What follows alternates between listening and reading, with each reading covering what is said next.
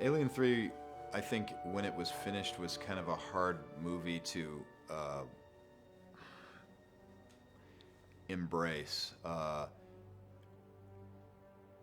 enjoyed it personally. I enjoyed it a lot, but I saw the kind of anguish of the process on film, and I think everybody felt it. When I finally saw it, I was thrilled actually, because a lot of what I contributed with David was on screen, and that's always a thrill.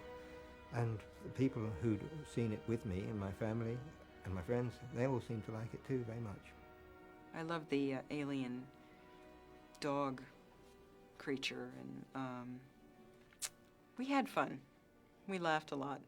It's another great cast, you know. Well, you know, I certainly think it's a worthy film. I mean, you know, there's some things about it. You know, there's some some things in the story that I forgot how early Charles Dance died.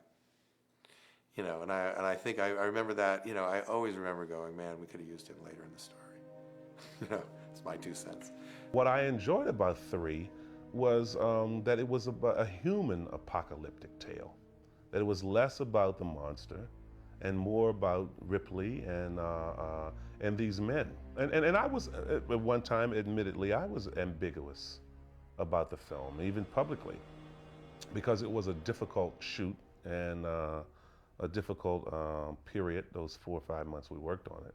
I think David did some remarkable things in the film. There are great visual moments, there are great character moments, and that he was able to pull those out without that foundation. A script is the foundation from which any movie is based, and David didn't have that. Yet he pulled out the scenes that work and great images. In the US, it wasn't immediately, you know, universally loved and accepted, was because I think of the tone of it, of the tone that Fincher had insisted for it, the look of it. It's important. And this was downbeat. I would contend this, you know, that it was David Fincher's style, which actually was slightly ahead of the game, slightly ahead of, you know, later on, I've got a feeling he's vindicated, you know, in shooting in that style. You know, for American audiences, looking at these bunch of bald guys, they couldn't tell one from the next. That was a constant complaint. They all had English accents, which drove them all crazy, you know. And it ended up doing as well as the first two. It was always surprising everybody because it wasn't much liked here in the States, but it was abroad. For example, in I don't know, in Europe it did really well, and in places like South Korea it did enormous. In Asia it did really well. And it seems that actually the audience for it has grown over the years because of video and because of DVD.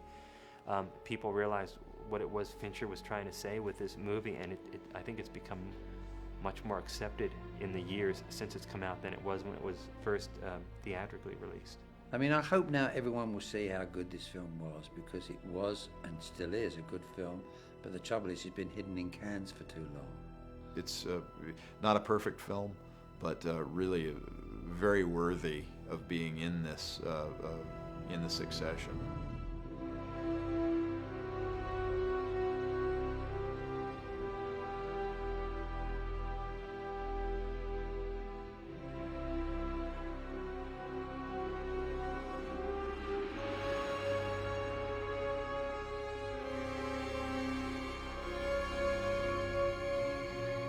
Quick, easy, and painless. No prayers.